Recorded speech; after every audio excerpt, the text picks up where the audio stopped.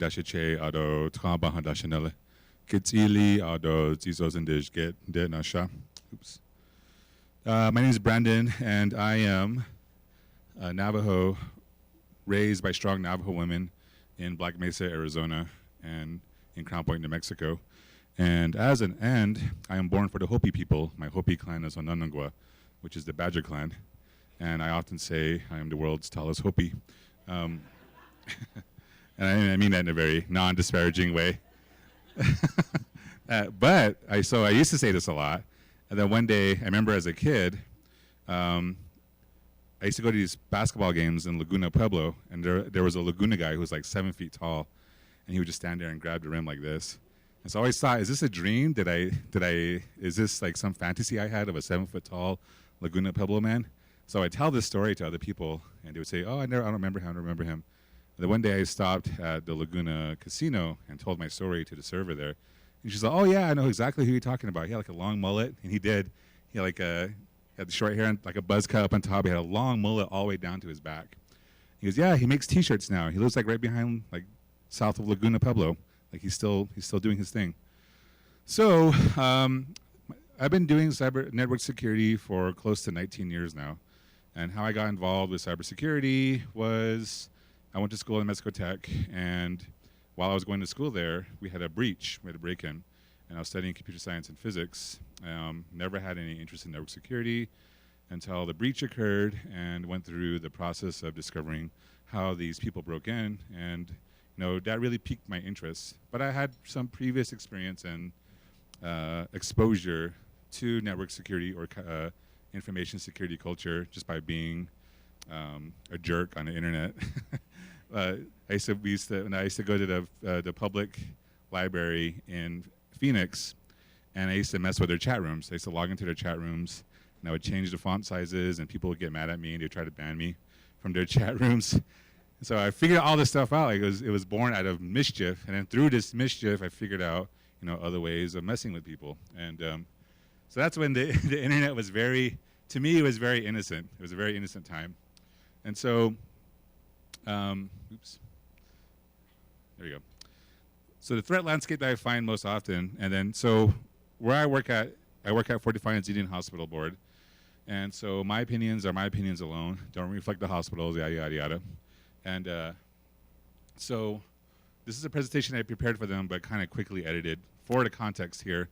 And a lot of problems I found during my 19 years, I was mainly a network security consultant, digital forensics, information security, reverse engineering, malware research.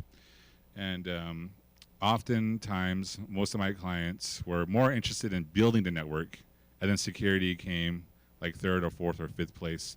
It was more about getting it going, making sure that we can check our emails with our large email attachments, and that we can visit websites. And then security came later on, or often too late. So, when we're talking about building community networks, it's really concerning to me because, we had to build a framework from the ground up that's layered on security with that foundation, with a security in mind. And I know through my own projects with community center networks is that often we're using donated old hardware operating systems. And if it's an operating system, it's usually Linux or Unix based that the average person is not going to learn or figure out how to update on their own. So we're handing off kids laptops, desktop computers, bare bone computers with these free operating systems installed on there. It's like, okay, here you go. Maybe we'll get them some training on how to update it. Maybe we don't. So that's part of the other problem as well, is user education and awareness. And so what we found lately is that the modern threat landscape isn't what we typically find when we're browsing the internet. It's a lot of malicious intent now. It's a lot of, before, like I said, it was based on mischievousness. It was based on, pranks and, making a name for yourself.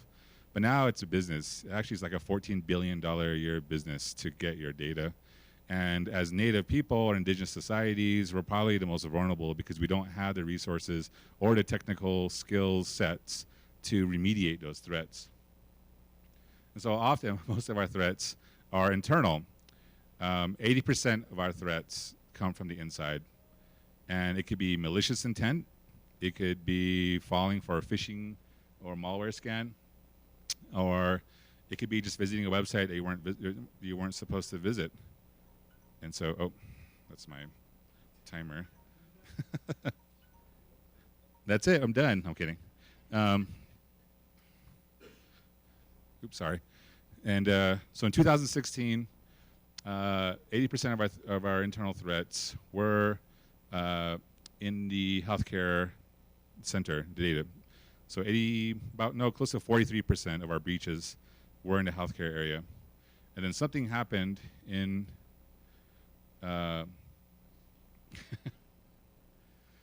something happened in March of 2017 this year. It's not showing up here. So something happened in March of 2017 this year, and that is, who knows what shadow brokers is? So we have one hand up, 2, 3. Okay, it's kind of concerning that only 3 people know what shadow brokers is. So shadow brokers affected, for the first time in the 16 years that the ITRC organization has been recording data breaches, businesses overtook the number of data breaches, overtaking hospitals. And the reason why that is because of this. Malware, specifically ransomware. And how this ransomware was able to propagate was in December of last year, some hackers broke into a government consultant's servers and released all of their exploits, all of the software that they used to break into other computers, into other servers, to listen in on mobile devices and whatnot. And so that became weaponized very quickly. And through that weaponization, different organizations, or some may say state actors, were able to propagate those viruses more efficiently onto any mobile device or any computing device. How many of you here were affected by ransomware? How many of your organizations, who's not afraid to admit that their organization was affected by ransomware at one point? Okay. And so the majority of these threats, like specifically the shadow broker one, WannaCry, was able to propagate within 48 hours. So within the first date of infection, it spread across from Europe and went all the way to the United States. And within 48 hours, over 700,000 machines were infected. Over, I think, 1,700 businesses were affected, and 50 of those were hospitals. The National Health Service in the United Kingdom was shut down for 7 hours while they were trying to remediate this threat. So you can have the best tools and the best software, but always, always, always the number one threat internally is going to be the insider threat. It's someone who's visiting a website they shouldn't have visited, or clicked on a link they shouldn't have clicked. And other types of internal threats are information leakage. Like, when you're building up your network very quickly, often, like I said, we put security aside and we put policies aside. Policies being, what do we do with mobile media? Are employees allowed to take home financial data? Are employees or members of our organization available to take home confidential data and store them on CDs, USB drives? And another thing is like illegal activities. So that would be abusing network resources. Like me, like I was a jerk. I abused the Phoenix Public Library's resources by what I thought was breaking into chat rooms, but really I was just changing the code, because what happened was when you typed in HTML code into the chat messaging portion, it didn't parse or didn't prevent HTML code from being run. So I'd run any type of code I wanted while in the chat room, and like I said, I was just being a jerk. Abusing resources. And aspiring script kiddie. A few times I've been called to a client's place on the Navajo reservation, and that there's someone sitting in their parking lot with a computer. And so during our own investigation, we found out there was this kid, a res kid just like me, who was sitting in the hospital parking lot and was running Kali Linux. And Kali Linux is an operating system that's built to do web exploitation. It's built for penetration testing, and it's free, and it's available for everyone to use. So now it's not more about me going to the public library and being a jerk to people in Germany on their chat room. It's someone who's savvy enough to download and install an operating system that's built for penetrate, that's built to break into servers, into websites, that's built to break wireless encryption protocols. And this is on the res. So, don't put it too far that, this is my 5-minute timer. And don't put it past your own people to be curious about what the internet is. And threats can only be mitigated. There's no technology, there's nothing in place that will 100% prevent your organization or yourself from being hacked. All we can do is prepare for those threats. And so, when we're talking about building this community, that's my grandfather, by the way. His name's Andrew Benallie, and he's sitting in his little den there. Actually, my grandpa is very computer savvy. He went to school at Oklahoma State University, and I was probably the only Native person to teach the all-white, mainly white population there, Calculus 2. He was beaten up for it, he was harassed for it, and eventually he transferred to MIT, where he graduated with his degree in electrical engineering and worked for Honeywell before being persuaded to move back to the Navajo Nation and work for our people. And so he's very, very computer savvy. He's retired now, and his hobby is taking apart vehicle transmissions and then putting them back together. So, and he's from Black Mesa, just like Brian Tagaban and myself are all from the Black Mesa Big Mountain area. And that's a good segue into what Mr. Tagaman was talking about yesterday, like with terms and definitions. So the reason why I briefly went through network security, because I'm pretty sure everyone in here has already been through user awareness training, has already known what modern threats and vulnerabilities exist in our modern networks. But when I think of network security today, I think of how do we protect our networks from, how do we protect these community networks from internal threats and external threats. So one of those being, like I mentioned earlier, the shadow brokers. It was a private firm hired, it was a consultant firm hired by the United States government for the explicit reason of breaking into citizens' computers and networks and software. How do we as indigenous people protect ourselves from that? How do we as indigenous people protect our networks from internal and federal and state threats to our tribal networks?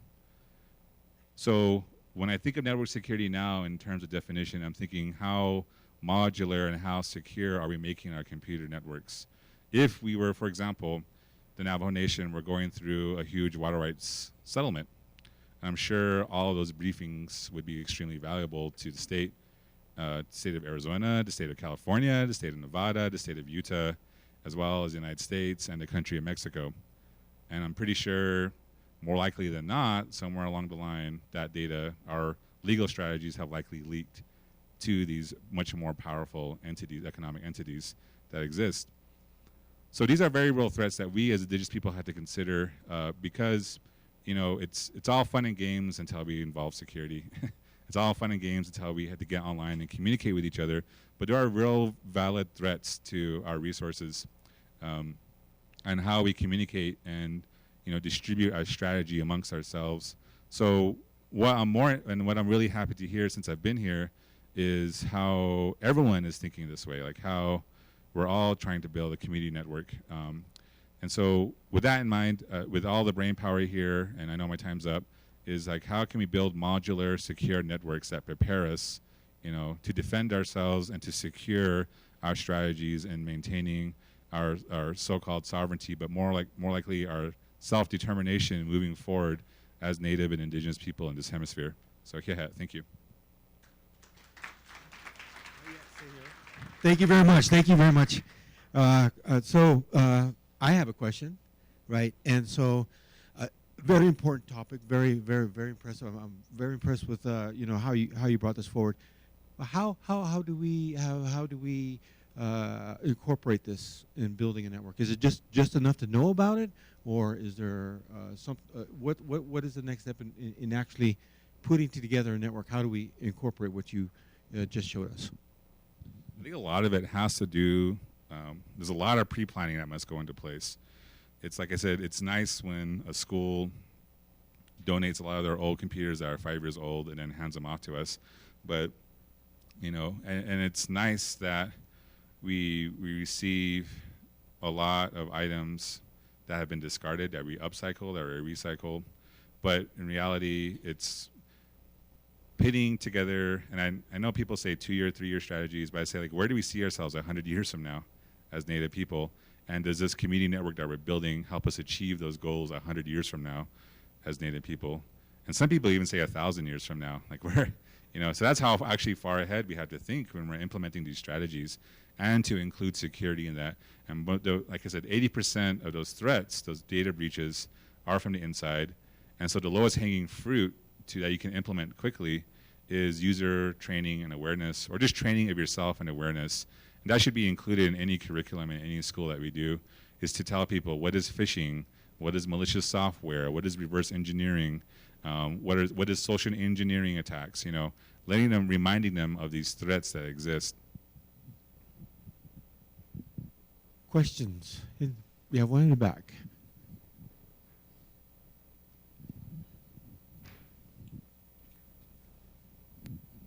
Gerald Baca with Santa Clara Pueblo.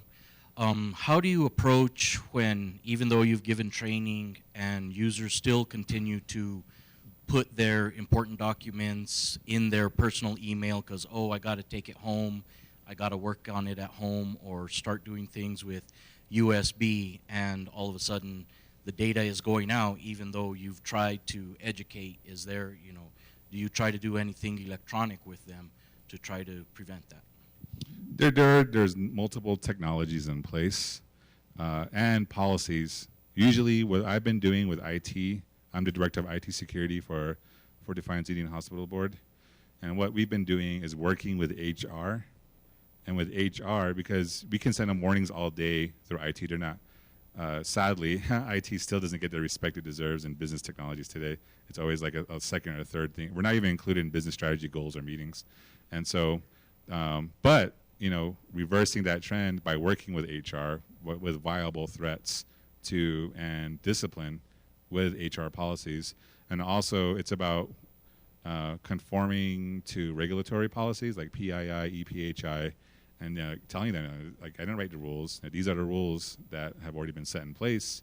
That, for example, if we were to have a HIPAA violation, that's $100,000 per violation. And to remind them, not only remind the users, but remind the executive team and staff, like, there are very severe and real consequences if we continue to have a fast and ready network that doesn't conform to any type of data retention or classification policies. Does that answer your question? Hey, so I enjoyed the story about the kid trying to crack into the network. And the thing that came to my mind, was, did you give him a job afterwards? And what I mean by that is basically, like, you know, so many people that are into security started by being mischievous kids. So sort of what's the, not so much from the user side, but internally for your people, how are you also developing the skills and talents so that there can be more of a security approach from the professional side or from the sort of local side, more people like you basically inside the tribe? Is there any, how are you doing that? How I've started to do it was, in April of this year, I opened what's called an info shop.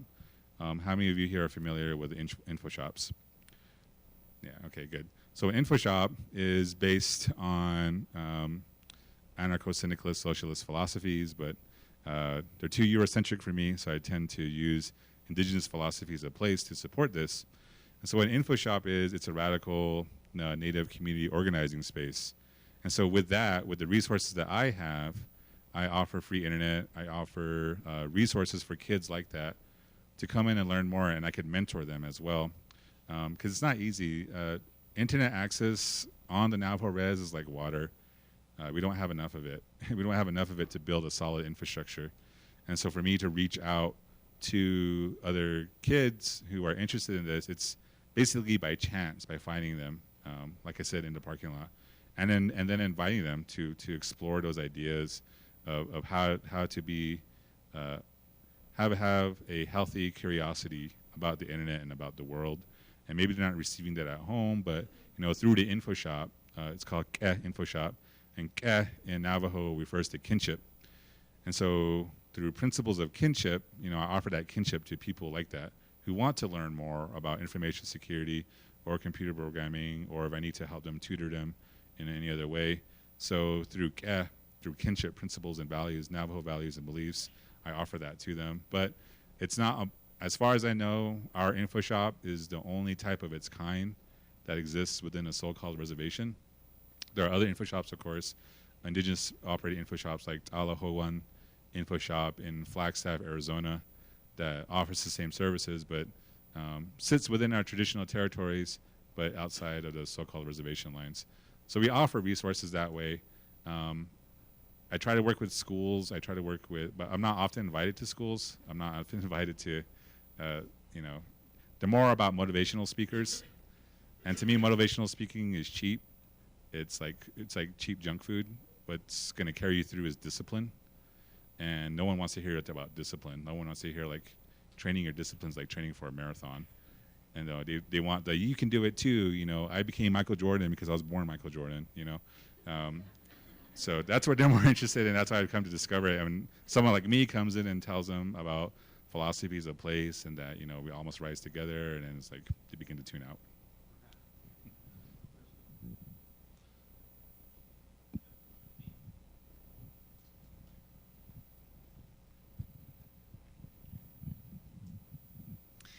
Just curious what your thoughts are on data being hosted in the cloud versus, say, on premises. We build a lot of software for indigenous communities, and some are more likely to want to see a server in their server closet because they say, I can see it, it's more secure there. But network policies to protect that physical hardware maybe isn't there. Just curious what your thoughts are versus there's so many like cloud services, and then a lot of nations are talking data sovereignty and this sort of thing.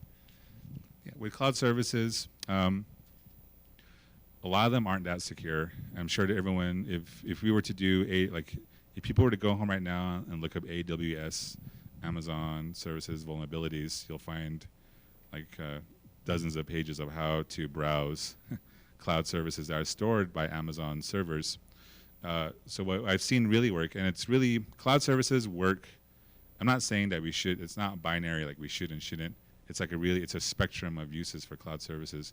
For example, a reservation school that has a 120 kilobit DSL line is not going to get the best out of cloud services. Whereas it is a more urban center, yes, it is. It's going to get the best out of cloud services. So it's for situations like that. For example, if there's a medium to that, I often recommend to have an on-site backup and still use cloud services. But for whatever reason, if cloud breaks or if our fiber line gets cut, because there's only 2 fiber lines that go into the Navajo Nation, and often we're not connected to both of them simultaneously. And then at least we have an on-site premises to look forward to. So if you have a cloud service provider who can provide end-to-end encryption as well as disencryption on their cloud services, that would be ideal. And to also just use what applies to your organization and your resources.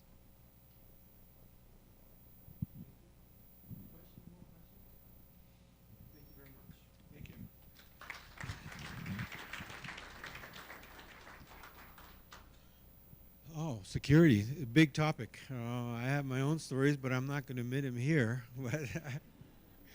But cybersecurity is, it's an